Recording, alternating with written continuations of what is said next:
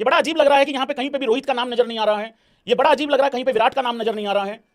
ऐसा लग रहा है दोनों छुट्टी लेके गए हैं और कोई शादी फंक्शन में गए हुए हैं, या कोई एक शायद फिटनेस ठीक नहीं थी या कोई इंजरी हो रखी है। ऐसा लग रहा है जैसे इस टेस्ट सीरीज के बाद दोनों वापस आ जाएंगे।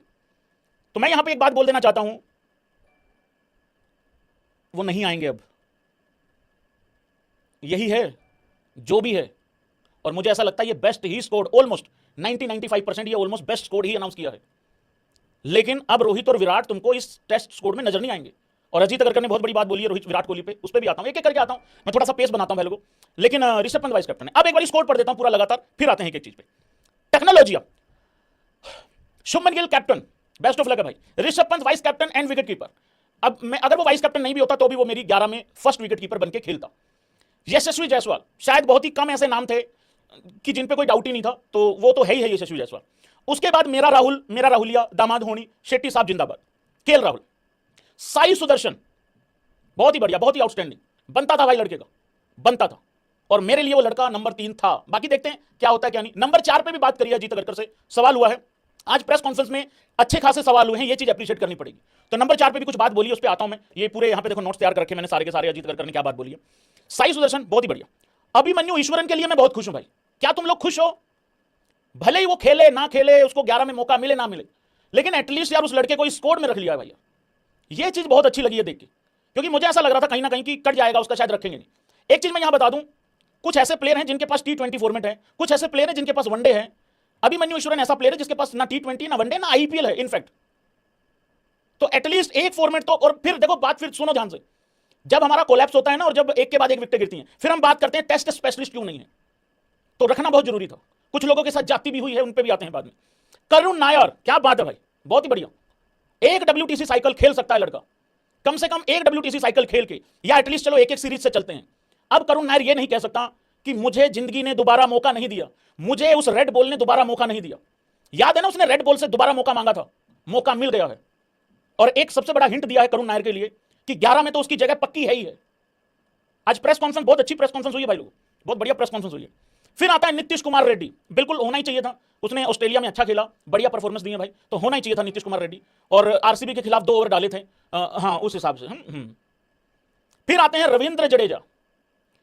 रविंद्र जडेजा का अच्छा खासा एवरेज है, पिछले कुछ टाइम से वो टेस्ट क्रिकेट में अच्छा कर रहा है, और उसका ओवरसीज में अच्छा खासा एवरेज है भाई लोगों, ठीक ठाक एवरेज है। वो कोई 22-23 के एवरेज से नहीं स्ट्रगल कर रहा है, ठीक उसका एवरेज है। बड़ी ध्रुव जुरेल मेरा पहले भी सेकंड विकेट कीपर था, इन्होंने भी सेकंड विकेट कीपर उसको अनाउंस किया है, लेकिन राहुल को स्पेशलिस्ट विकेट कीपर या विकेट कीपर के तौर पे अनाउंस नहीं किया है, वो स्पेशलिस्ट बैट्समैन बनकर खेलेगा। हालांकि विकेट कीपिंग अच्छा करता है राहुल। तो ध्रुव जुरेल विकेट कीपर भाई, सेकंड विकेट कीपर। वाशिंगटन सुंदर, अब ये तो बिल्कुल ऑब्वियस चॉइस है कि अश्विन है नहीं इस टीम में, अश्विन रिटायर हो गया है। और न्यूजीलैंड की चलती सीरीज में, जो घर पे न्यूजीलैंड की सीरीज हुई थी, चलती सीरीज में जिस तरीके से अश्विन को साइड किया था और लेके आए थे सुंदर को, तो सुंदर ने तो खेलना ही खेलना। और बाय द वे अच्छा क्रिकेटर है, एक अच्छा परफॉर्मर है, तो सिलेक्शन बिल्कुल एकदम टका के सिलेक्शन हुई है, जबरदस्त। बाकी जीतेगा तो आरसीबी और पंजाब में से कोई। फिर आगे आते हैं शार्दुल ठाकुर। भाई ठाकुर होनियों के लिए भाई देखो मैं बहुत ज्यादा खुश हूं।